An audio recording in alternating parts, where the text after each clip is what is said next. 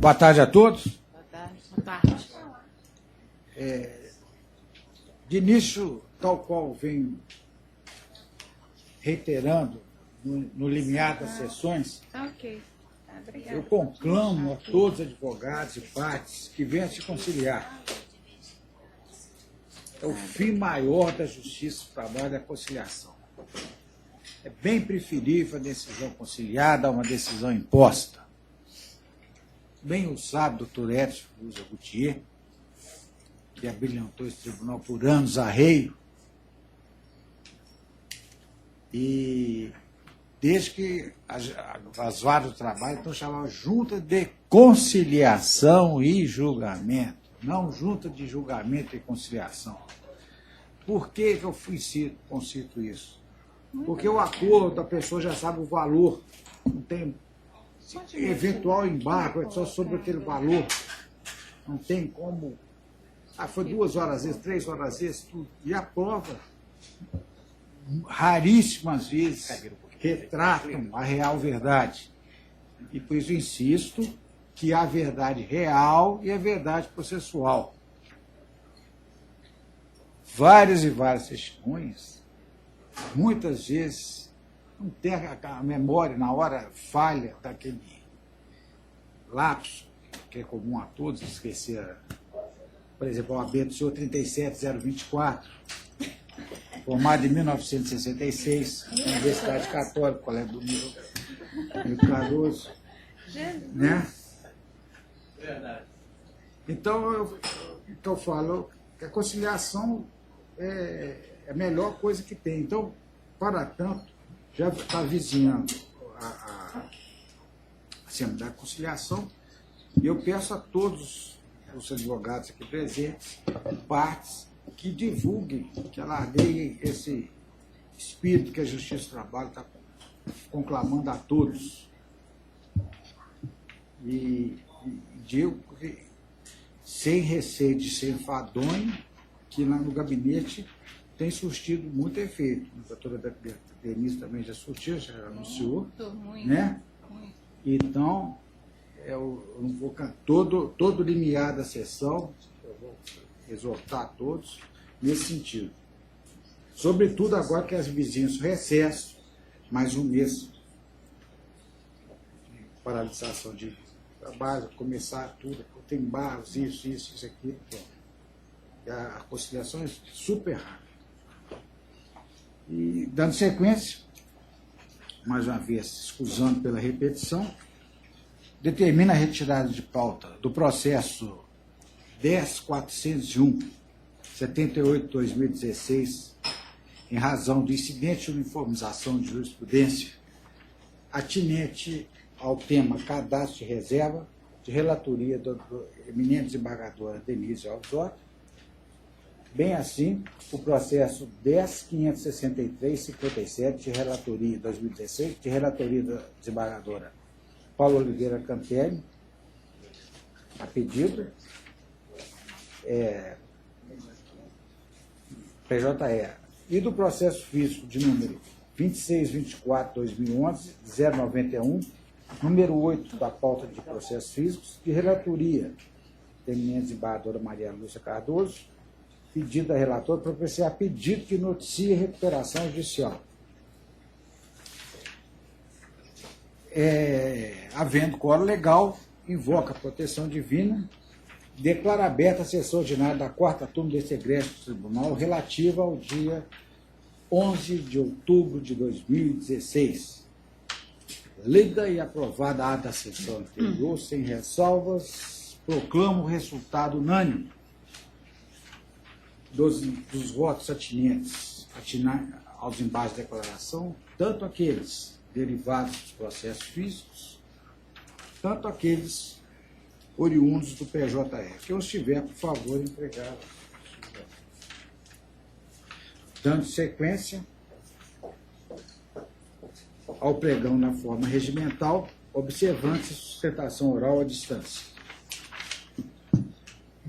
Processo número 14, da sala das 13h06. PJE, relatoria da desembargadora Denise Alves Horta. Processo 10.788.76/2016. Inscrito Dr. Fernando Souza Leles Júnior, pelo recorrente do Foro de Uberlândia. Doutor Fernando, indago se está a me ouvir. Doutor Fernando, indago se está a me ouvir.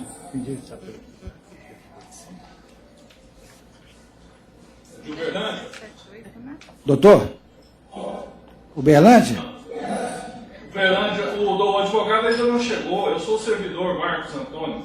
Ah, pois não. O advogado não se faz presente, não? Não se faz presente. E deu notícias que virá? Não deu, não. Deu não? Ele falou sobre esse vídeo, não? Então, Não, excelência. Não. ausente advogado, apenas a conclusão, doutor.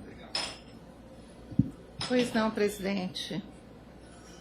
Conheço do recurso interposto pelo reclamante. No mérito, dou-lhe parcial provimento para condenar a reclamada ao pagamento das seguintes parcelas: multa do artigo 467 da CLT sobre as parcelas rescisórias descritas no TRCT e indenização por danos morais no valor de R$5.000. Declaro, para fins do artigo 832, parágrafo 3º da CLT, que as verbas aqui deferidas têm natureza indenizatória. Acresço a condenação o valor de R$5.000 com custas de R$100 pela reclamada. Uma vez divergência apontada, assim se decide.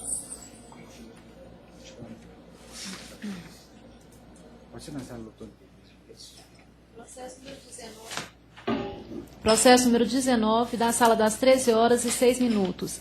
Relatora, desembargadora Denise Alves Horta. Processo 11.073.80/2016. Votam desembargador Paulo Chaves Correia Filho e desembargadora Paula Oliveira Cantelli. Inscrita a doutora Maria Beatriz Tostes Barbie, pelo recorrente, presente. Pois não.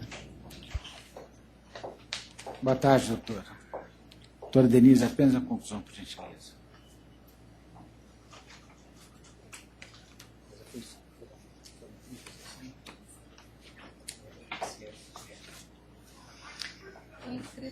Foi. Eu também não quero. Qual que é o número? Número 19. Também estou tentando localizar. Foi inscrição no início da sessão.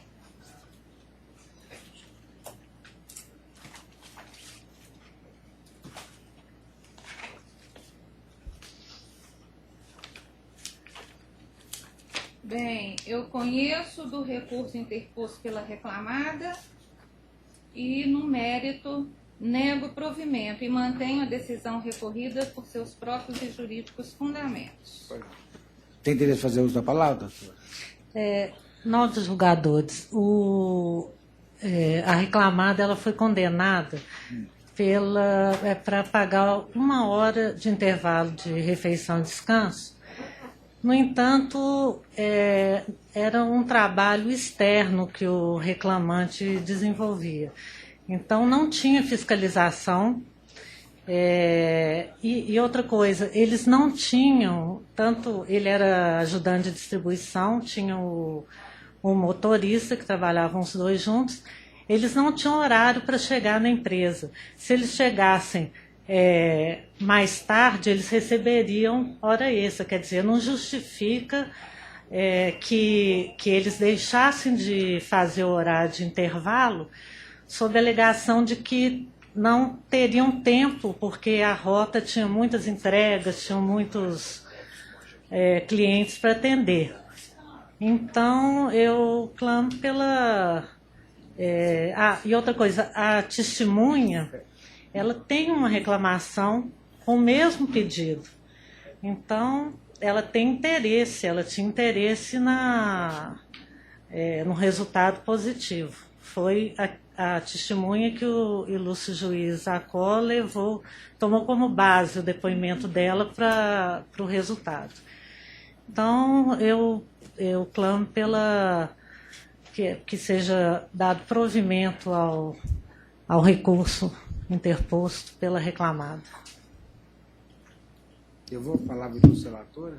Senhor presidente, na verdade, que pese o reclamante trabalhasse externamente, mas a prova foi contundente no sentido de que a natureza do trabalho, o volume do trabalho, não permitia que ele usufruísse o intervalo para alimentação e descanso na forma prevista na lei. E a testemunha, a única testemunha ouvida e que trabalhava juntamente com o reclamante, corroborou esse entendimento, e o fato de a testemunha ter uma reclamação trabalhista com o mesmo objeto, isto não quer dizer que ela por si só seja suspeita para depor em juízo. Assim se consagrou a jurisprudência nos termos da súmula 357 do TST, e considerando também que no caso não há prova de que a testemunha, que o reclamante figurou como testemunha na ação da autora para que se pudesse, aliás, que o reclamante figurou como testemunha na ação da testemunha para que se pudesse entender que houvesse troca de favores, então não se pode concluir que a testemunha fosse suspeita para depor. E com base nisso, e considerando que ela declarou que considerando que ambos desenvolviam o mesmo trabalho, não faziam intervalo de almoço, sendo que paravam apenas 10 minutos para se alimentarem, sendo que o encarregado telefonava várias vezes por dia, de 6 a 7, para saber das entregas, sendo que não podiam fazer um intervalo de 1 hora, pois tinham que fazer as entregas do dia e não podiam fazer hora extra após o horário contratual de saída, que havia de 45 a 50 clientes na rota, que nunca havia possibilidade de fazer intervalo de 1 hora, que os clientes não eram próximos um do outro. Então, essa dinâmica do trabalho, com certeza, impedia que eles tivessem a pausa normal para alimentação e descanso. Então, estou mantendo a sentença que assim entendeu e mantendo a minha conclusão, senhor presidente. Estou inteiramente de acordo com o judicioso voto da relatora e doutora Paula. Em que pese a brilhante sustentação oral, também estou plenamente de acordo. Assim se decide. Obrigada, Boa tarde. Todo domingo a sala de senhora já acabou. Como? A sala da senhora já acabou. Já? Agora vamos passar a doutora Paula.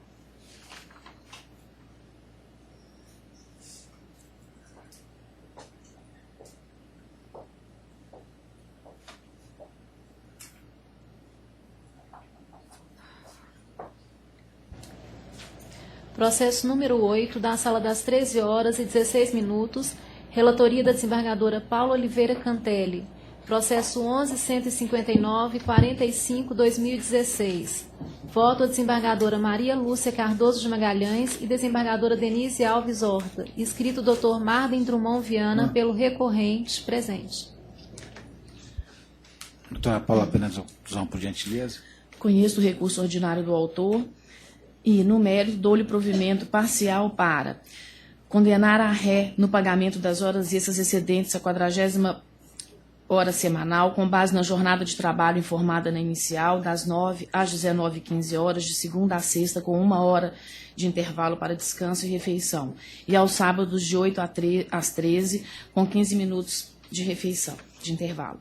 Observando-se o divisor 200, adicional legal de 50% e a base de cálculo da súmula 264/TST, e reflexos em repouso semanal remunerado, férias com acréscimo de 1/3, 13º, salários, aviso prévio, FGTS acrescido de 40%. E B, condenar a ré ao pagamento da indenização correspondente à locação e ao desgaste usual do veículo no montante mensal de R$ 150, No mais, adota as razões de decidida respeitável sentença recorrida, confirmando por seus próprios jurídicos fundamentos, nos termos do artigo 895, parágrafo 1º, inciso 4 da CLT, no que diz respeito às seguintes matérias objeto do apelo: reflexo da parcela PIV sobre repouso e isonomia salarial. A atualização monetária deve obedecer à forma estabelecida na súmula 381 do TST e os juros calculados na fórmula da súmula 200. A correção monetária e os juros de mora incidem até a data de efetivo pagamento, nos termos da súmula 15 desse regional. Para fins do disposto no artigo 832, parágrafo 3 da SLT, declara-se a natureza salarial das parcelas deferidas, exceto FGTS acrescido de 40%, os reflexos das horas extras sobre férias acrescidas de 1/3 e indenização correspondente à alocação e ao desgaste usual do veículo. Fica autorizado o desconto da cota da contribuição previdenciária a cargo do autor, bem como a retenção do imposto de renda na forma da legislação vigente. Invertido os ônus de sucumbência, custa pela ré no montante de R$300, calculada sobre R$15.000, valor arbitrado à condenação. É a conclusão. Doutor, tem interesse em fazer outra palavra? Sim, Excelência. Pois não. Excelentíssimo senhor desembargador presidente, excelentíssima doutora Paula, digníssima relatora, demais desembargadores componentes da turma julgadora e desta colenda quarta turma, senhora representante do Ministério Público, caros colegas presentes. Eu, antes de sustentar propriamente dito, senhor presidente, eu gostaria de um esclarecimento de sua excelência relatora, porque eu me perdi aqui. Em relação à indenização pelo uso do carro, vossa excelência deferiu o valor de quanto? R$150. Por dia? Por dia. Mensal. Mensal. R$150 por mês. Perfeito. Então, senhor presidente, eu vou concentrar aqui a minha manifestação desta tribuna em relação aos pontos que não foram abordados, não foram acolhidos, melhor dizendo, pela proposta de voto da senhora relatora. Então, nós vamos começar com relação ao item diferença de salário.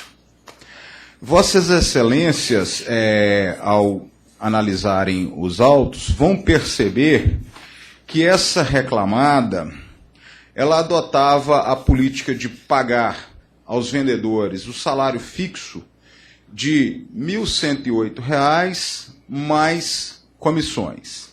Vários vendedores da reclamada recebiam esse valor.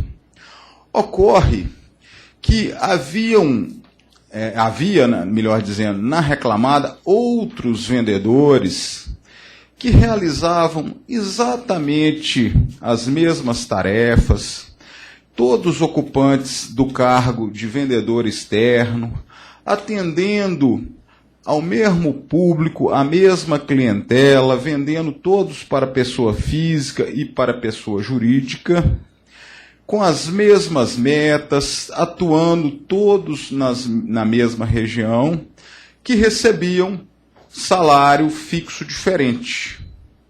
E nós entendemos que não havia justificativa legal para essa discriminação salarial. Especialmente por quê? Porque a reclamada optou por pagar o salário fixo mais as comissões que, no caso dela reclamada, eram pagas nos olerites sobre a rubrica PIV, Programa de Incentivo Variável, mas que nada mais eram do que comissões.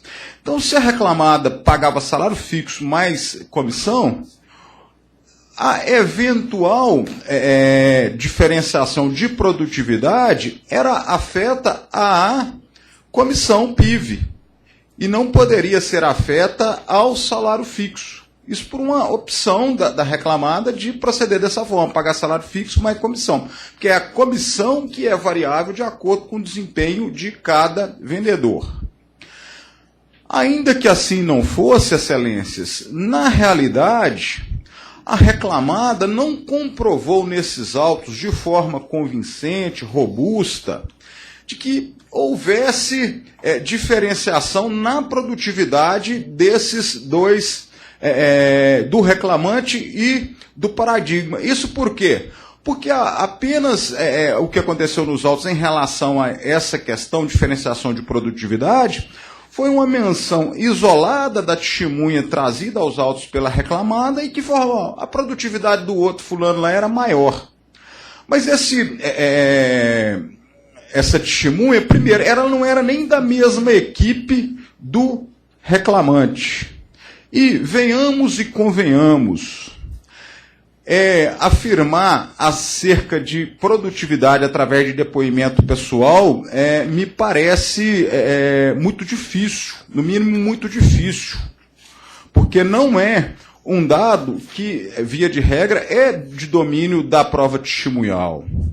Aqui, inclusive pela aptidão para a produção da prova, nós entendemos que a reclamada, para tentar provar eventual produtividade superior do paradigma, deveria ter trazido aos autos os relatórios de vendas de paradigma, dos relatórios do paradigma e do reclamante, para que pudesse ser feito uma confrontação. E a reclamada tinha todas as condições de fazer isso. Por que ela não trouxe?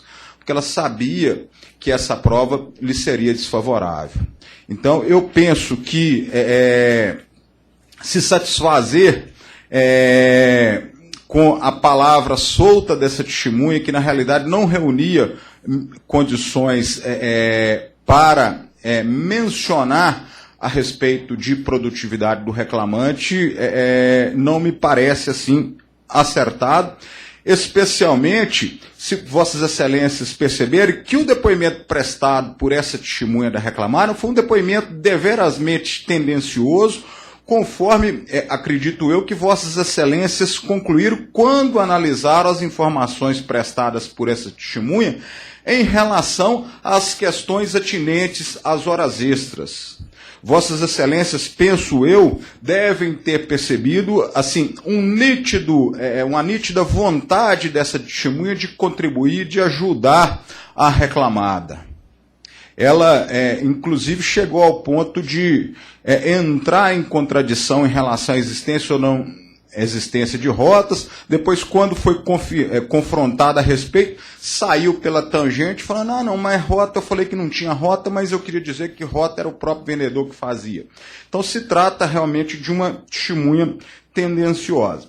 Em relação ao segundo aspecto que nós entendemos, data vênia, que também mereça o provimento do recurso, em relação à questão da comissão, que no âmbito da reclamada era chamada de PIV. O que seria PIV? Programa de Incentivo ao Variável. Conforme o próprio nome indica, já se percebe que se trata de comissão.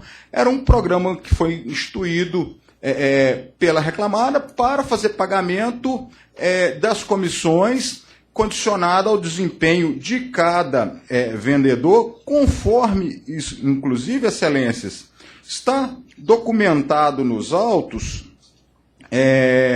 quando consta que o PIV, eu vou me localizar aqui, o PIV, no documento ID 37A3A2F, consta a denominação do PIV, conferido pela própria reclamada, essa denominação. O PIV, Programa de Incentivo Variável, tem como objetivo incentivar e reconhecer o desempenho do colaborador em relação aos resultados, através de uma remuneração, vejam bem, uma remuneração variável mensal, paga em função do atingimento de metas, conforme os critérios e condições definidos na presente política.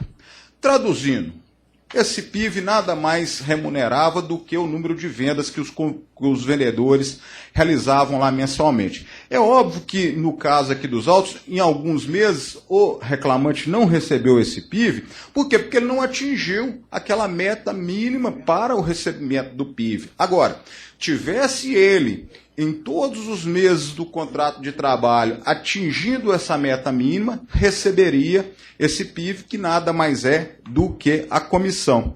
O que, inclusive, também foi esclarecido pela testemunha ouvida a rogo do reclamante, que esclareceu o seguinte, que quando foi contratado, foi ajustado o pagamento do salário fixo e mediante o cumprimento da meta do PIV, que sempre que batia a meta, recebia o pagamento do PIV, que se não batesse a meta, não recebia o pagamento do PIV. Então, o que é PIV? PIV é remuneração condicionada ao desempenho, ao atingimento de metas. Esta questão, inclusive, excelências, de uma certa maneira, já está até quase que pacificada aqui no âmbito do nosso regional, através de vários outros precedentes envolvendo a própria reclamada. Eu posso citar para Vossa Excelência os casos envolvendo, vou concluir, senhor presidente, processo 901 de 2014, da 17ª Vara, o processo 1989 e vários outros que foram indicados aqui nas nossas razões de recurso. Então, com essas considerações, me perdoando pela extensão aqui da sustentação oral, nós pediríamos respeitosamente, senhora relatora, a ampliação do provimento aí que foi concedido por Vossa Excelência. Muito obrigado. Devolvo a palavra, ilustre relatora. Bom, eu vou me ater aos temas levantados da tribuna, primeiramente parabenizando o doutor advogado pela brilhante sustentação e, basicamente, o autor sustenta que a ré não respeitava o princípio da isonomia. No entanto, essa alegação do autor ela não foi confirmada pelo conjunto probatório existente nos autos. A testemunha Vinícius Monteiro, no que tange essa questão da isonomia salarial, falou categoricamente da existência de diferença de produtividade. Ele afirmou que o salário fixo poderia oscilar de acordo com o número de vendas, sendo que o Valtencir tinha um número de vendas muito superior a de todos os demais vendedores. Então, a meu ver, a diferença de produtividade é um fato objetivo que elide a percepção de igual salário nos termos do parágrafo 1º do 461 da CLT. Dessa forma, não há que se falar em violação ao princípio da isonomia. O autor não comprovou essa alegada diferença salarial, a meu ver. Em relação também, o autor ele também pleiteia a reforma do julgado para que sejam deferidos os reflexos das comissões pagas sobre a denominação de PIV, segundo alega, sobre o repouso. E argumenta que tais valores eram pagos pelos dias trabalhados e atrelados ao desempenho mensal, razão pela qual deveria incidir sobre o repouso. No entanto, a testemunha indicada pelo próprio autor esclareceu em audiência, como o doutor até levantou da tribuna, que quando foi contratado foi ajustado o pagamento do salário fixo e, mediante o cumprimento de meta do PIV, que sempre que batia a meta recebia o pagamento do PIV, que não... Se não batesse, não receberia. Ou seja, a verba em questão ela possui nítida natureza salarial, à medida em que está diretamente atrelada à produtividade do empregado, caracterizando-se como prêmios. Mas ocorre que, sendo pago com base no salário nominal do empregado, conforme item 3 da Política PIV 2015, a incidência de reflexo dessa parcela no repouso semanal remunerado implicaria bis in idem, pois o salário mensal já contempla os repousos, a meu ver. E com esses fundamentos eu mantive a respeitável sentença a qual. Doutora Maria Lúcia. Estou acompanhando, relator. Doutora Denise. Eu também acompanho. Assim se decide. Muito obrigado e boa tarde a todos. Viu? Boa tarde, doutor.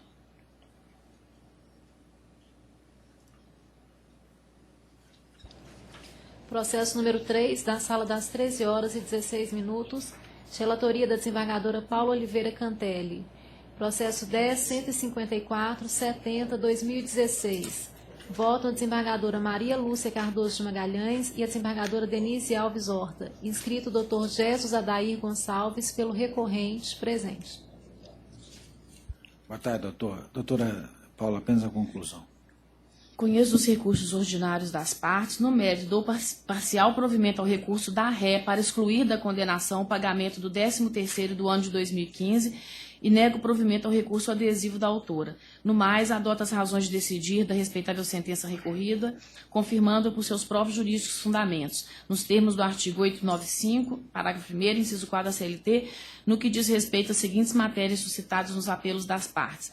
forma de ruptura contratual, reversão da justa causa, horas extras e hora extra intervalar, recurso ordinário da ré e dobra de turno, férias trabalhadas, indenização substitutiva de parte do salário maternidade, recurso adesivo da autora. Mantém o valor da condenação esse compatível.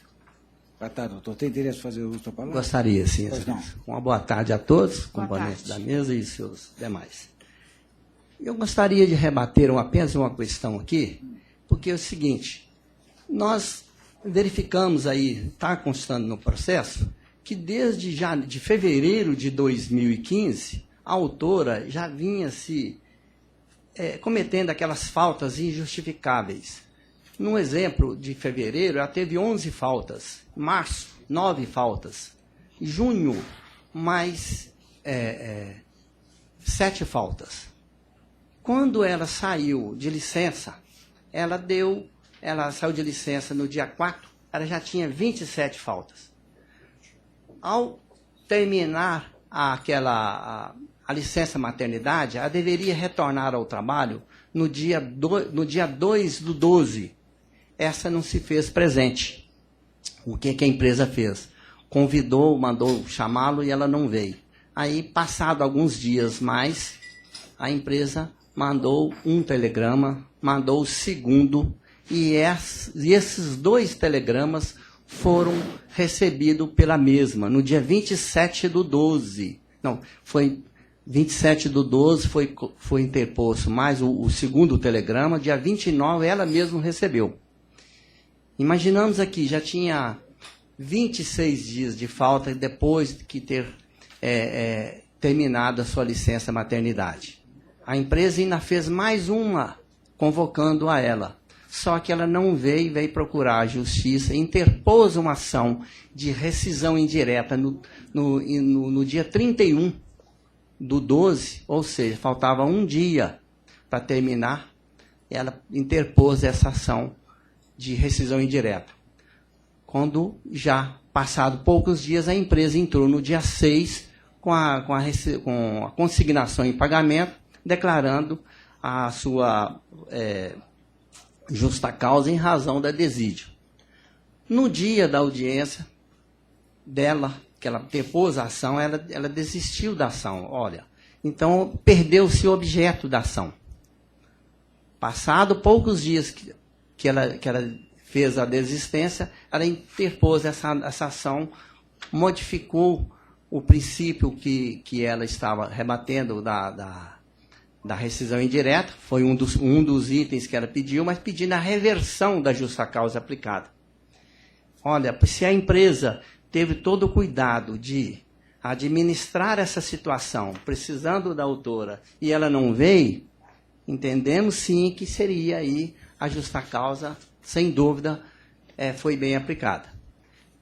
E quanto assim, a gente pede que se venha a ser decotado o aviso, a liberação de fundo de garantia, em razão disso.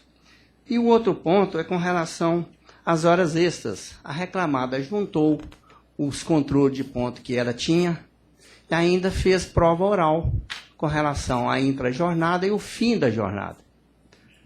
O juiz Acor não acatou em razão que foi, segundo a informação, que seria a jornada britânica. Olha, mas mesmo sendo a jornada britânica, nós fizemos prova o limite do horário até as 0 horas e 20 minutos, que seria as 8 horas diárias que ela trabalhava. No entanto, a gente pede que se faça uma nova reavaliação nesse sentido e seja acatado o nosso apelo. Eu vou falar a palavra do relator. Bom, em relação à forma de extinção contratual, eu entendo que a caracterização da justa causa em razão do abandono de emprego, ela pressupõe o preenchimento de um requisito objetivo, que é a ausência do trabalho por mais de 30 dias. E também um elemento subjetivo, que é justamente o ânimo do empregado em abandonar o posto de trabalho, tendo em vista o próprio princípio da continuidade da relação de emprego. Então, a meu ver, restou demonstrada a propositura de uma anterior demanda trabalhista, está comprovado nos autos, ajuizada contemporaneamente ao envio de telegrama solicitando o retorno da empregada ao trabalho.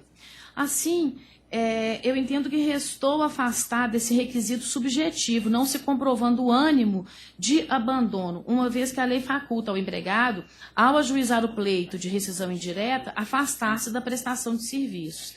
E, diante disso, eu mantenho a respeitável sentença que declarou nula a justa causa aplicada, convertendo-a na modalidade de ruptura do pacto laboral para dispensa imotivada com pagamento de todas as verbas rescisórias daí decorrentes. Já em relação às horas extras,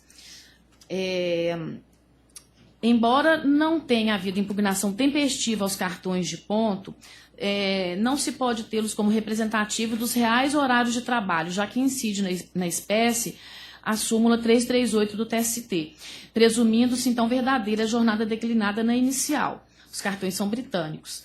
E essa presunção relativa ela não foi elidida pelo depoimento prestado pela testemunha Vanderlei Ramos de Oliveira, que prestou informações completamente contraditórias até mesmo com os termos da defesa e com o depoimento pessoal da própria empresa.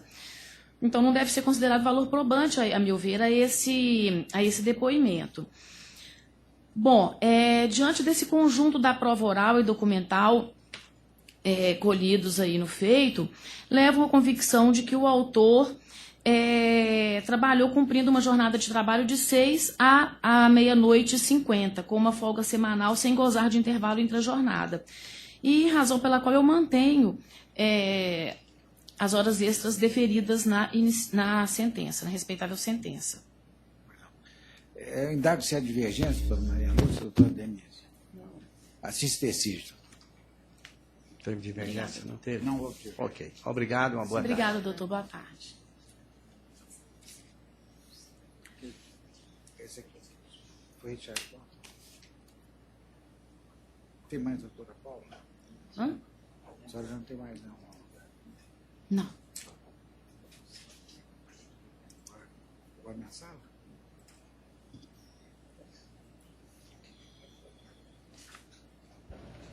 Processo número 9, da sala das 13 horas e 11 minutos, de relatoria do desembargador Paulo Chaves Correia Filho. Processo 10.774/69/2016. Votam a desembargadora Paula Oliveira Cantelli e desembargadora Maria Lúcia Cardoso de Magalhães. Inscrita a doutora Mariana Brandão de Queiroz Tampone pela recorrente presente.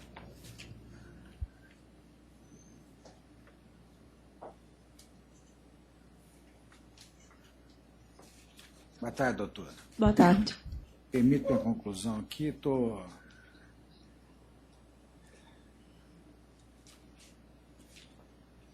rejeitando a preliminar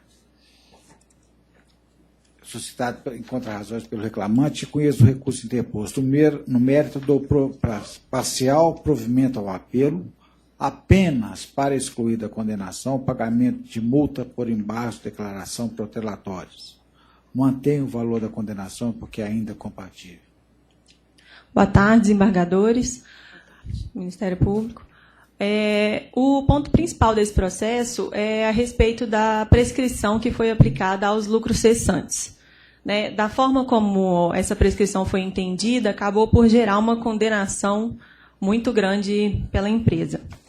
Pode causar até um certo estranhamento a gente falar isso, mas caso o empregado tivesse perdido o seu braço, tivesse o braço amputado no dia do acidente, não a incapacidade de 70%, provavelmente o valor que a empresa seria condenada seria menor do que com essa incapacidade de 70% que foi declarada.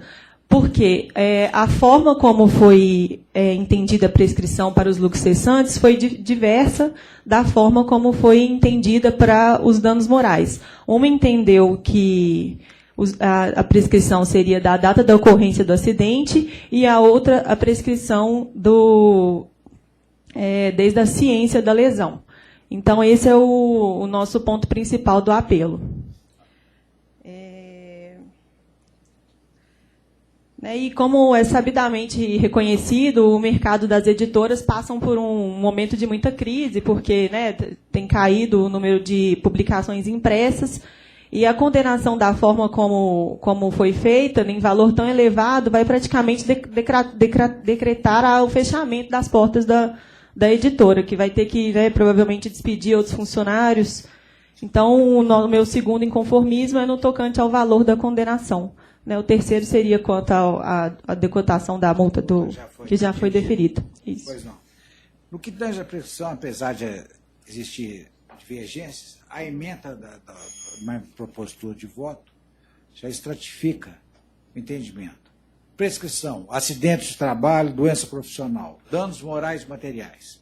Tem prevalecido nessa especializada entendimento segundo o qual, nas ações de reparação por danos decorrentes de acidentes de trabalho ou doença ocupacional, proposta da Justiça do Trabalho, a emenda constitucional 45 de 2004, tal qual no caso em análise, incide a prescrição trabalhista quinquenal determinada no artigo 7º, 29 da Constituição Federal.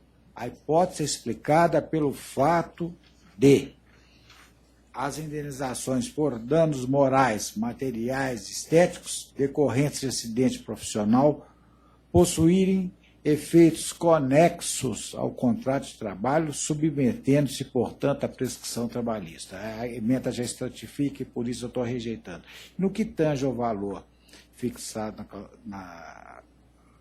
pelo juízo de primeira instância, entendo que foi bastante compatível, com R$40 mil, uma vez que o reclamante ficou com a parte do braço amputada e afasto aqui a culpa concorrente, a culpa exclusiva e estou mantendo a decisão nesse aspecto, invocando os artigos 950 do Código Civil e estou afastando a multa por desembargo de declaração. Por esse fundamento, eu mantenho minha proposta de voto em dado se há divergência. Excelência, inclusive, no seu voto ficou bem esclarecido de que nós falarem bis in idem. Uma vez que a indenização do tipo de danos estéticos e morais foi incluída em uma só parcela, que levou em consideração todos os benefícios que foi submetido ao reclamante, que engloba tanto sequelas físicas de caráter estético quanto as de natureza funcional, bem assim os prejuízos do seu convívio social. Eu acho que está assim, de bom tamanho. Estou acompanhando. Eu cumprimento a doutora pela sustentação oral e acompanho a proposta de voto de Vossa Excelência. Assim se decide, não sei antes louvar a brilhante sustentação, viu, doutora? Obrigada. Excelência, só uma dúvida, porque essa súmula que o senhor leu, ela não fala especificamente dos lucros cessantes, porque a prescrição aplicada aos danos materiais, morais e estéticos, realmente não tem nenhuma dúvida. Eu estou invocando, no corpo do voto, eu falo aqui, esclarece. Ah, sim, tá. Sumiu aqui.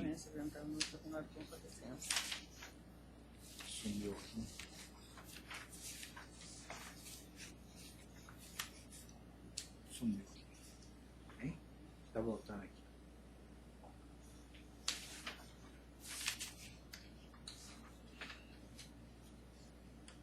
Tem um tópico específico de prescrição, vou permitir. Juízo de mérito, prescrição. A ré insiste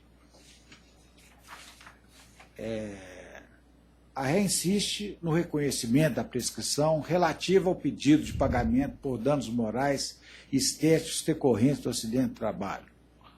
Contudo, sem razão, apesar de existir divergências jurisprudenciais e doutrinárias acerca do tema, nessa especializada, entendimento segundo o qual, nas ações por reparação de danos decorrentes de acidente de trabalho ou doença ocupacional a ele equiparada, proposta na Justiça do Trabalho, após a emenda que eu já mencionei,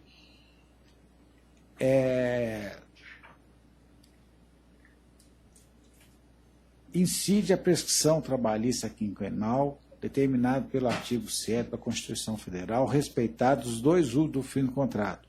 A hipótese explicada, como eu disse antes. Além disso, a reparação pelos danos, apesar de encontrar respaldo no direito civil, fonte subsidiária do direito do trabalho, é também direito trabalhista, expressamente consagrado no artigo 7º da Constituição. Desse lado, não se vislumbra a prescrição uma vez que, nos termos da súmula 230 do Colendo STF, a prescrição de ação de acidente de trabalho consta do exame pericial que comprovar a enfermidade ou verificar a natureza da incapacidade, o que, em caso, ocorreu apenas com a realização da perícia médica registrada em estado. Rejeito. Obrigada, Excelência. Boa tarde. Boa tarde.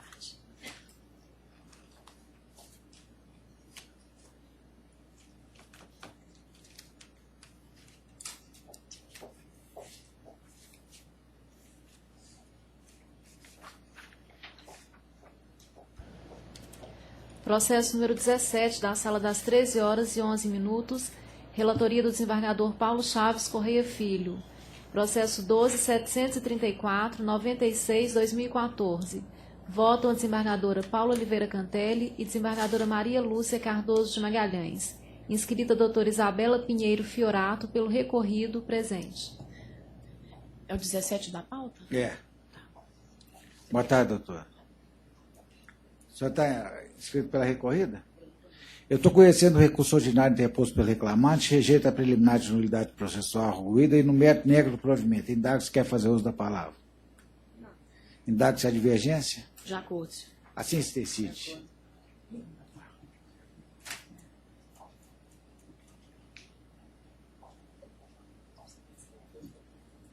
Hein? Agora a sala do doutor não está conseguindo.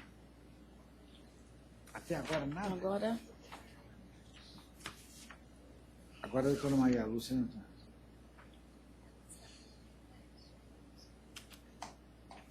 Tem divergência? É.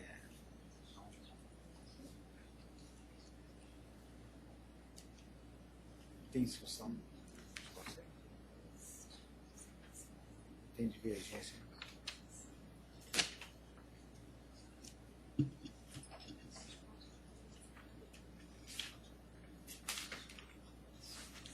É o 10.355, né? Pode. Só está com ele, doutor? Eu não. Ah, não tá. A senhora trouxe o 10.355? Eu estou com 10.355. Processo número 6, da Sala das 13 horas. Relatoria da desembargadora Maria Lúcia Cardoso de Magalhães. Processo 10.355.47/2016. Votam a desembargadora Denise Alves Horta e desembargador Paulo Chaves Correia Filho. Inscrita a doutora Moana Papini Reis Furlete, pela primeira recorrente, presente. Boa tarde, doutora. Boa tarde. Esse é o ROPS 00-10.355. 6 da pauta. E adiante do que é a divergência. Hein? Deve estar na pastinha de divergência.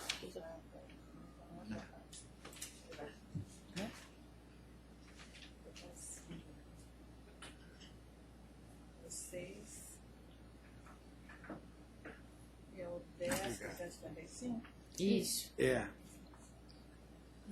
10.355. É que esses autos haviam sido... Senhora? Eles já tinham sido incluídos em pauta anteriormente? Haviam sido retirados, né? Porque nós tínhamos que dar... Vista ao recurso da Fiat, que estava deserto. Mas continua a deserção, a despeito de ter sido concedido a ela prazo para efetuar o depósito, né, a Fiat, ela não efetuou o preparo atinente ao recurso. Então, ela continua deserta em relação à Fiat. Eu não preparo. Porque no caso aqui não se aplica o disposto do inciso 3º da súmula 128 do ST, sendo a hipótese usada a responsabilidade subsidiária e não solidária. Então, o fato da outra empresa, as séries, né, ter feito o preparo não implica em que se conheça que se possa conhecer, né, do recurso da Fiat. E no mérito nós estamos dando razão à recorrente, porque o laudo pericial, a recorrente, que no caso é a SERES, Serviço Técnico Industrial Limitado, porque o laudo pericial não vincula o julgador, que pode formar sua convicção para outros elementos do processo, de acordo com o artigo 939 da UCPC.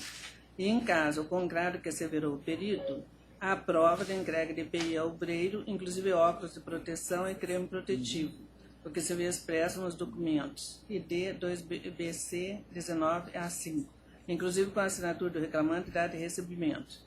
E também, contrariamente ao que constou do laudo, a prova documental de que o reclamante participou de curso de treinamento de segurança e saúde do trabalho com a expedição dos respectivos certificados e conteúdos. E mais, também constou dos autos a declaração expressa do reclamante de ciência e entendimento das normas legais referentes à segurança do trabalho, e que caracterizaria falta grave ao seu descumprimento. A prova testemunhal, por sua vez, comprovou a tese de defesa, afirmando o recebimento de EPIs e respectivos treinamentos de uso e responsabilidade. Então, por tais fundamentos, em reexame da prova, dou provimento ao recurso para, afastando a insalubridade declarada na sentença, isentar a recorrente a condenação que lhe foi imposta, invertidos os ônus da sucumbência. E beneficiar o reclamado de justiça gratuita, os honorários periciais serão quitados na forma da resolução 66/2010 pelo SCJ. Então, esse é o meu voto, excelência. Só uma questão de ordem. Esse processo aqui, pelo que eu estou vendo, tem uma divergência aqui anotada. Eu indago se foi convertido o julgamento em diligência a fim de que a... É porque havia sido retirado de pauta, porque nós havíamos dado pela deserção do recurso da Fiat. Certo, foi concedido visto porque só as séries que havia feito preparo. E aí, de acordo com o novo código, né, de processo, a gente tem que acatar, né? Isso. Determinar a intimação da Fiat, né, para que no prazo de 5 dias efetue o preparo atinente ao recurso obtendo deserção. Mas a indagação minha é isso. Se foi convertido o julgamento de diligência, foi dado o prazo de 5 dias para que ela fizesse o preparo, mas não fez. Excelência. E como a responsabilidade é subsidiária da solenidade mesmo. Em conversa, quando eu fui fazer o despacho dos memoriais, inclusive a sua própria assessora informou que o recurso da Fiat, parece que eles fizeram o protocolo em processo diferente, excelência. Porque o recurso da Fiat nem se tratava sobre essa questão de insalubridade. Então é por isso que, inclusive, eles não fizeram o preparo, porque a intenção do recurso não seria alcançada. Em análise, quando do despacho, a gente chegou até a analisar essa situação, se seria novamente tirado de pauta. Pois não. Você quer fazer uso da palavra? Excelência, eu vou guardar eventual divergência. Doutora, nesse caso... Presidente, eu estou de acordo com a doutora relatora no que diz respeito à deserção do recurso da Fiat.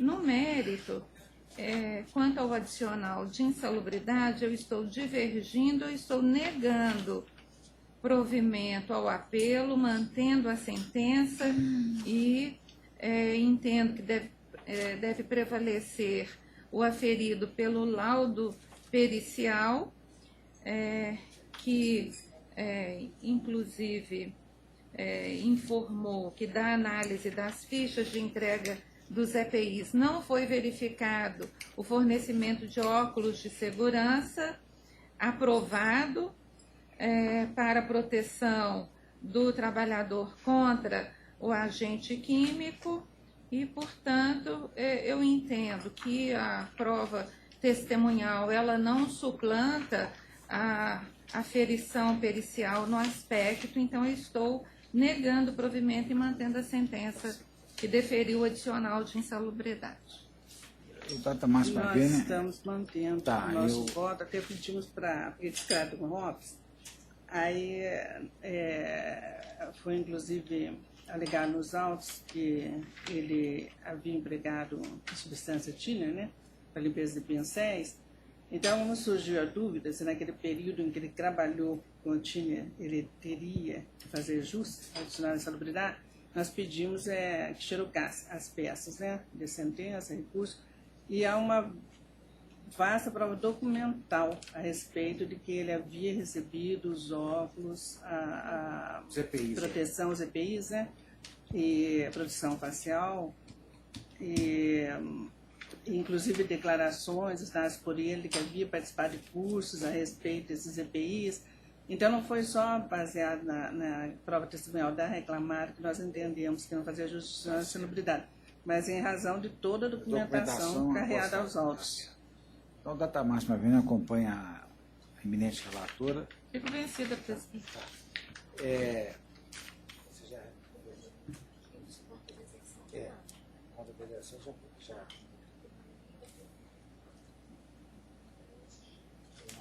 Isso.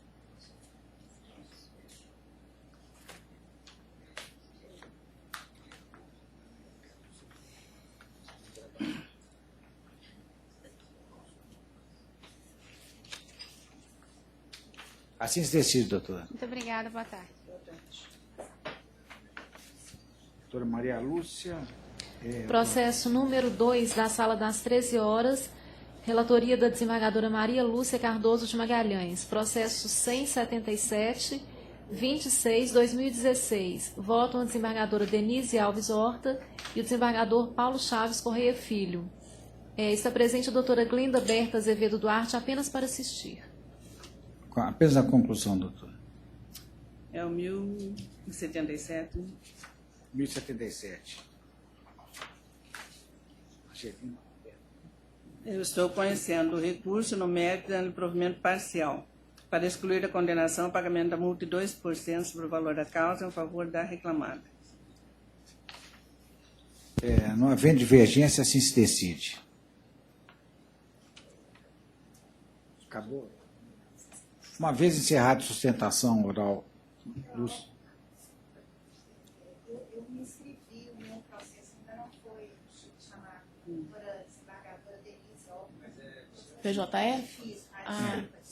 Uma vez encerrada a sustentação oral nos processos virtuais, proclamo a unanimidade o resultado do julgamento na forma da conclusão dos eminentes relatores, tal qual nele se contém. A sustentação oral nos processos físicos. Nada. Processo número 41 da pauta física. Processo 1622-2011-109. Relator, desembargador Paulo Chaves Correia Filho. Revisora, desembargadora Paula Oliveira Cantelli. E voto em terceiro, desembargadora Maria Lúcia Cardoso de Magalhães. Inscrito doutor Marcos Hermógenes de Almeida e Silva, pelo agravante, ausente. Sou eu? Ih, não deu aqui. Deixa eu ver como. Acho que eu tenho isso aqui. Conheço do agrado de petição interposto, mero nego de provimento. Não havendo divergência, assim se decide.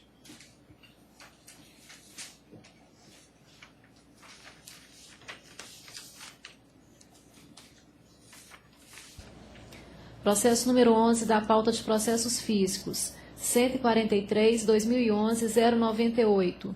Relatora, desembargadora Denise Alves Horta. Revisor, desembargador Paulo Chaves Correia Filho. E voto em terceiro, desembargadora Paula Oliveira Cantelli. Inscrito Dr. Rogério Andrade Miranda, pelo agravado, ausente. Conheço do agravo de petição interposto pela executada. No mérito, nego-lhe provimento. Custas pela executada no valor de R$ 44,26. Não havendo divergência, assim se decide.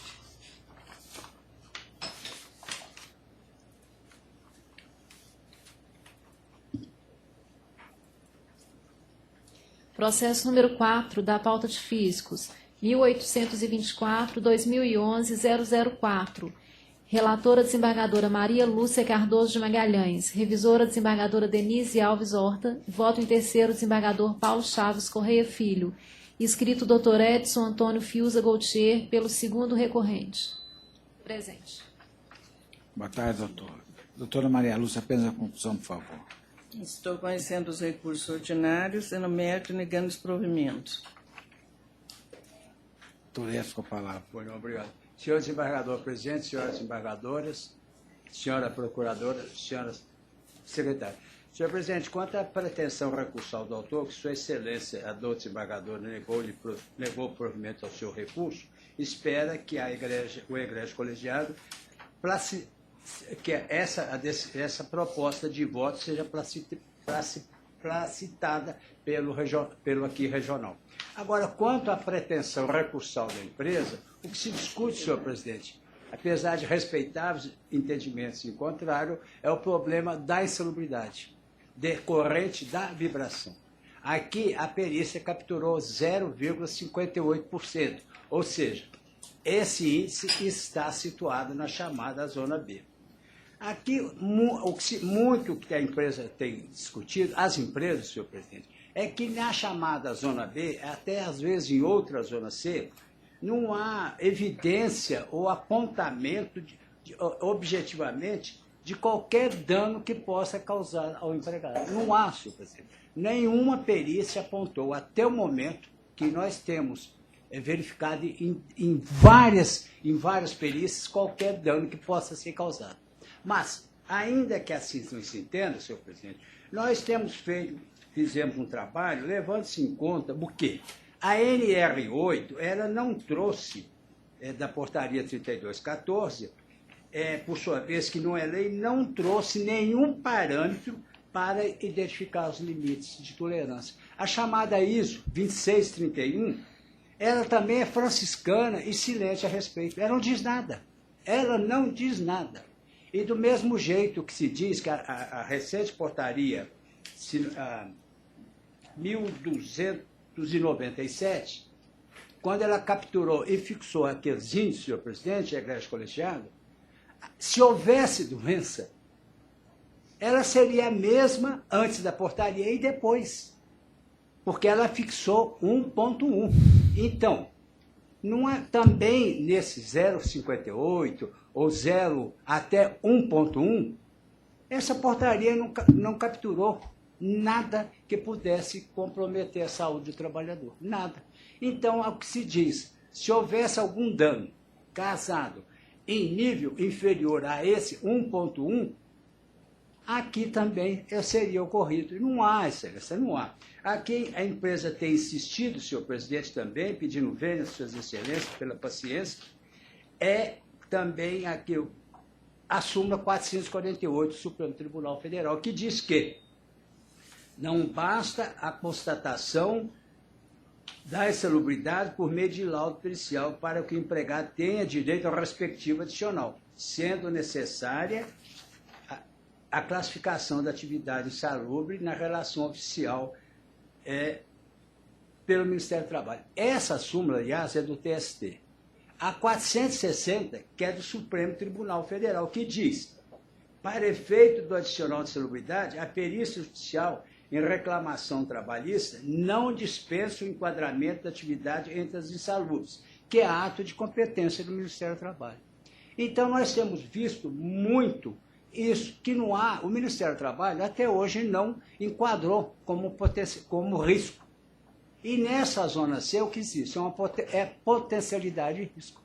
Não há nenhum agravamento à saúde do trabalhador. E isso nós temos também trazido, inclusive um pronunciamento da ministra Cristina Pertuzzi, que ratifica também esse entendimento, que para quem é indispensável que a atividade esteja inserida em norma regulamentada do Ministério do Trabalho. É uma notícia que nós tiramos do site do egrégio Tribunal Superior, em que consta do RR 708-16/202, que foi julgado mais depois. Então, espera-se, pois, sempre pedir o vênio, Sua Excelência, a doutora desembargadora relatora, que nesse aspecto, aliás, o único que a empresa recorreu, não sei porquê, ocorreram várias condenações, a empresa só recorreu desse, que seja excluída o adicional de salubridade. É o que se espera e muito obrigado. Devolvo a palavra à ilustre relatora. Essa questão é bem polêmica, até mesmo na quarta turma, né? Então, aqui houve duas perícias e aí a primeira entendeu que o ruído era inferior ao limite de 85 decibéis, o que descaracterizava a insalubridade, mas depois houve uma segunda perícia que concluiu pela caracterização da insalubridade em grau médio, 20% pelo contato com vibração, se as forças fazendo 40 centímetros altos. Então, é baseado nessa segunda perícia que nós estamos mantendo a decisão de primeiro grau, porque o laudo apurou que a parte autora estava exposta à zona B, o que, no nosso entender, já é o suficiente para caracterizar a insalubridade. E a precedência nesse TRT nesse sentido. Então, é por isso que nós estamos mantendo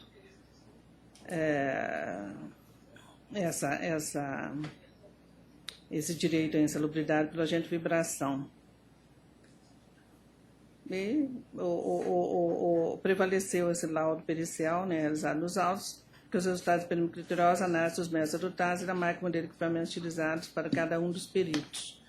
Então, a decisão do primeiro grau deu prevalência à segunda perícia e nós estamos acompanhando. A zona B é aquela do potencial de risco à saúde. E alguns só entendem que há direito à restrição à insalubridade quando está na zona C, né? Que são os prováveis riscos de saúde. Então, nós estamos mantendo até o momento esse entendimento. Presidente, está dentro da linha do que eu tenho entendido. Eu uso divergir dos votos que me precederam, que eu entendo o seguinte: para o agente de vibração, há 3 categorias, ou seja, letra A, que não tem problema algum. Letra B, possível dano. Nesse local onde deve haver precaução. E a zona C, sim, aí eu concedo. Então, eu estou vendo aqui o voto, que o reclamante está na zona B. Na zona B. Então, eu entendo que na zona B ainda não é suficiente para caracterizar a insalubridade. Então, eu fico respeitosamente, eu uso divergir dos ambos, eu concordo votos que me plenamente precederam. com o advogado, né? Fazer a defesa da reclamada. Então fica assim, eu vou estar... Porque essa questão do adicional também não é só a questão da vibração que acontece dentro do veículo, seja culpa exclusiva da reclamada, né? Que também é problema de manutenção das estradas no nosso país, né? Deixa a desejar. Então, na realidade, todos nós somos vítimas, né? Sem dúvida. Todos nós somos lesados. Teríamos direito a se adicionar na insalubridade. Dar provimento ao apelo da reclamada. Enfim, para absolvê-la da condenação. Insalubridade. Assim se decide por maioria. Boa tarde. Boa tarde. Boa tarde a todos. Um bom feriado. A Vossa Excelência. Obrigado.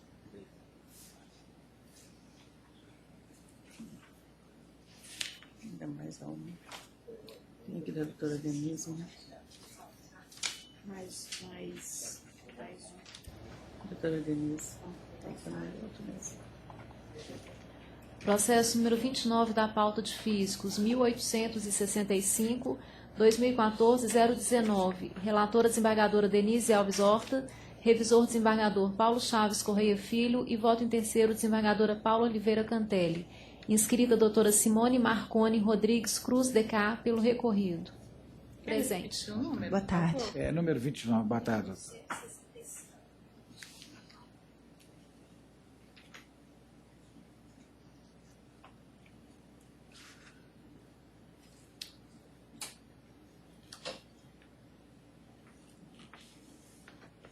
Foi feito agora também? Esse é físico.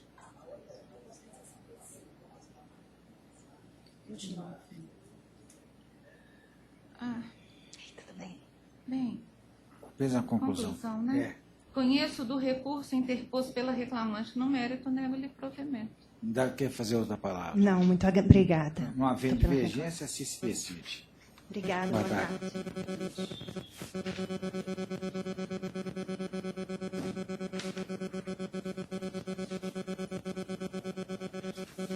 Tem mais tempo?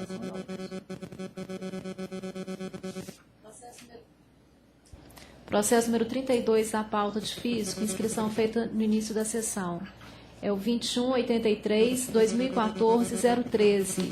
Relatora desembargadora Denise Alves Horta, revisor desembargador Paulo Chaves Correia Filho e voto em terceiro desembargadora Paula Oliveira Cantelli. Inscrita doutora Tamara Karen Teixeira Silva, pelo segundo recorrente, presente.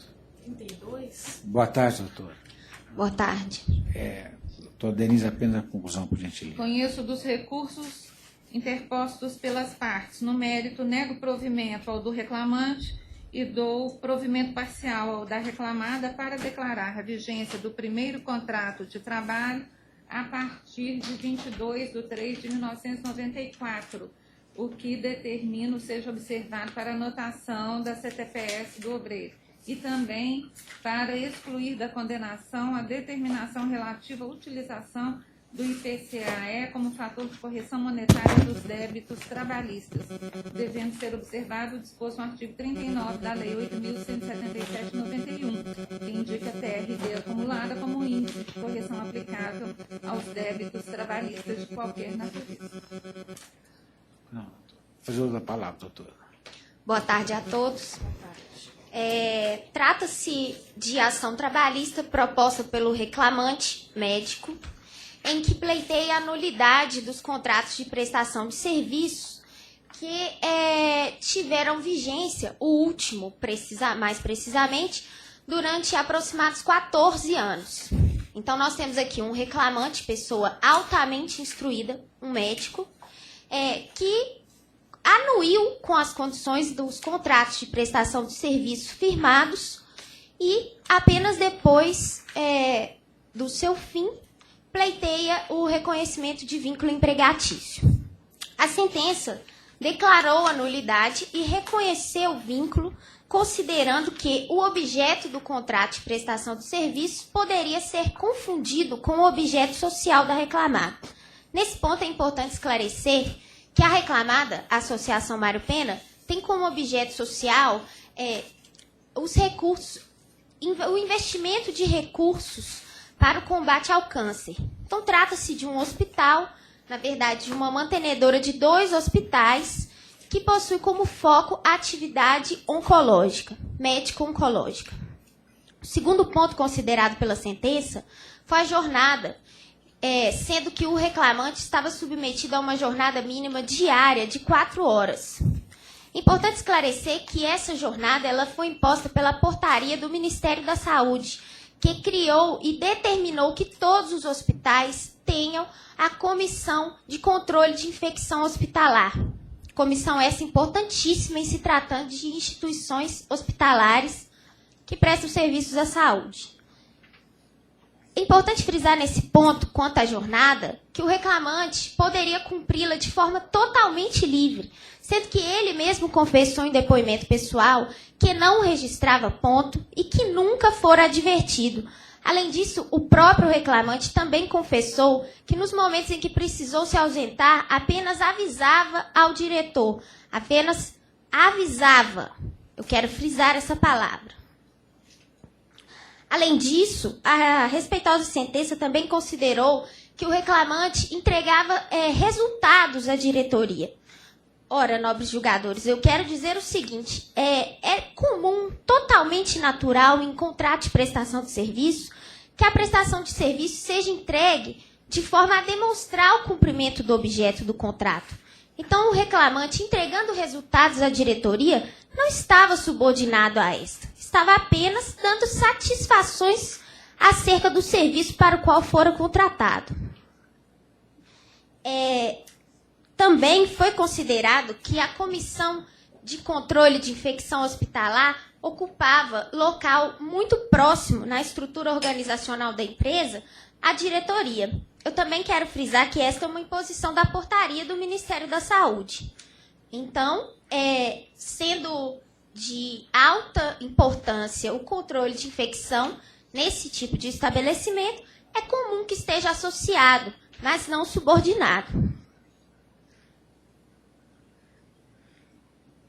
É importante salientar também que no segundo contrato de prestação de serviços, ele foi celebrado com a pessoa jurídica, a qual o reclamante representava.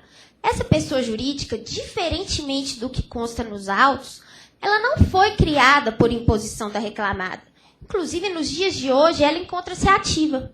E o reclamante confessou em seu depoimento que prestou serviços por meio dessa pessoa jurídica a outros hospitais, como o Hospital Militar, como a Clínica Santa Isabel, em Betim, e também o Hospital da Unimed, em Betim, realizando exatamente as mesmas atividades que prestou na reclamada, por meio dessa pessoa jurídica. Quanto a isso também, em relação à suposta pejotização, é importante frisar que as notas fiscais não são sequenciais, o que denota que o reclamante, a pessoa jurídica a qual o reclamante representava, realizava serviços para outras entidades. Sendo assim, gostaria de pedir que seja concedido o provimento ao recurso da reclamada para que sejam considerados válidos os contratos de prestação de serviço, inclusive tendo em vista que uma condenação desse porte pode inviabilizar a atividade que hoje em dia é tão reconhecida como a obra Mário Pena, voltada para o tratamento oncológico. Eu agradeço a atenção de todos e a oportunidade. Obrigada. Pois não. Devolvo a palavra à ilustre relatora. Senhor presidente, a pretensão do reclamante médico e que trabalha nessa área oncológica foi de ver reconhecida a prestação de trabalho na área médica, no vínculo de emprego, de março de 94 a outubro de 2014. E na sentença houve o reconhecimento de períodos limitados, né, de vínculo de emprego relativos aos contratos de prestação de serviços que foram realizados com o reclamante e que, no entender do juiz, durante esse período houve, na verdade, um vínculo de emprego e não um mero contrato de prestação de serviços, como defende o hospital. Examinando a prova, eu cheguei à conclusão de que, de fato, a razão está com a conclusão sentencial de que, nos períodos de março de 94 a 9 de 94, depois maio de 98 a abril de 99 e de abril de 2003 a dezembro de 2013, houve sim a prestação de serviços nos moldes de relação de emprego. A prova, ela é no sentido de que havia habitualidade, pessoalidade, onerosidade, a subordinação, ela também ressai clara da prova produzida, especialmente dos depoimentos testemunhais, e o fato de o reclamante ter constituído uma pessoa jurídica, isso também não descaracteriza a relação de emprego, tendo em vista que se sabe como isso é comum no meio hospitalar, essa constituição de pessoa jurídica para a prestação de serviços médicos. E também o fato de ele ter prestado serviços para outros hospitais, o médico tem uma jornada reduzida, então é muito natural que um médico preste serviços a várias entidades hospitalares, enfim, que tratam da saúde, sem que isso possa descaracterizar o contrato de emprego com qualquer delas, né? Então, senhor presidente, não há dúvida de que, pelo conjunto probatório dos autos, o reconhecimento da relação de emprego é o que deflui natural de tudo que está no processo. Essa comissão em que ele atuava é, de fato, importantíssima, é uma comissão responsável por estabelecer as demandas necessárias para debelar as infecções hospitalares. Então, isso é próprio da atividade fim dos hospitais. Os hospitais têm que ter profissionais médicos que atuem nessa área, sob pena de haver uma total insegurança da sociedade, né, em relação à utilização das dependências dos hospitais, e isso é, inclusive, objeto de normatividade, né, a respeito. Então, senhor presidente, eu estou mantendo a minha conclusão, apenas fazendo essa retificação aqui quanto à data do primeiro contrato, né, que eu estou alterando na forma pretendida pela reclamante. É isso. Pois não. Boa tarde, doutor. Boa tarde. Apesar do brilhante sustentação e do alentado memorial que eu li com o maior cuidado, eu reli os autos todos. O fato do reclamante trabalhar para outros, nosocômios, outros hospitais, a senhora mesmo sustentou que ele avisava. Avisar já deixa de ser uma subordinação. Assim, eu penso, vou avisar, eu não posso vir hoje. Isso já, para mim, já caracteriza a subordinação. O próprio avisar, retira a autonomia. O aviso, vou avisar, amanhã eu não venho. Pronto. E já é uma subordinação. A autonomia vai se quiser, se não quiser não vai se quiser, vai, trabalha 2 dias, trabalha 5 dias, 6 dias, se não quiser, não precisa avisar para ninguém. Mas eu tive cuidado de ler o brilhante memorial, que, repito, digo de louça, mas eu convido integralmente com o judicioso voto da eminente relatora e o faço pedindo para adotar todos os fundamentos por ela abordados aqui nessa assentada e renovando os cumprimentos pelo brilhante sustentação e o alentado memorial. Obrigada. Tá? Eu obrigado a terceira votante. A meu ver, não resta dúvida na necessidade de reconhecimento da relação de emprego, nesse caso. Não é porque o trabalhador é altamente qualificado como um médico que não há que se falar na subordinação. E você tem que analisar o caso concreto, tem decidido assim, em outros casos similares, é o meu entendimento. E nesse caso aqui, a subordinação está presente em todas as suas dimensões, quer seja na dimensão subjetiva, objetiva e estrutural. Então, nesse aspecto, eu comungo integralmente com o voto da eminente relatora. No entanto, fico vencida em relação à aplicação do IPCA-E como índice de correção monetária. Certo. A decisão é por maioria, vencida a eminente terceira votante, que excluía da condenação a determinação relativa à utilização do IPCA-E como fator de correção monetária dos débitos trabalhistas. Exato. Né? Obrigada. Obrigada. Boa tarde, doutora.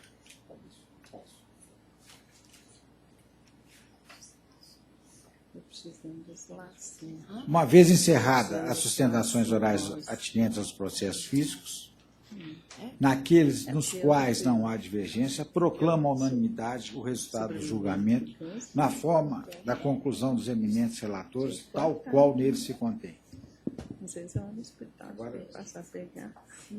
Vocês estão distribuindo por aí. Agora divergência dos processos físicos agora. Assim se decide, viu, doutor? Boa tarde.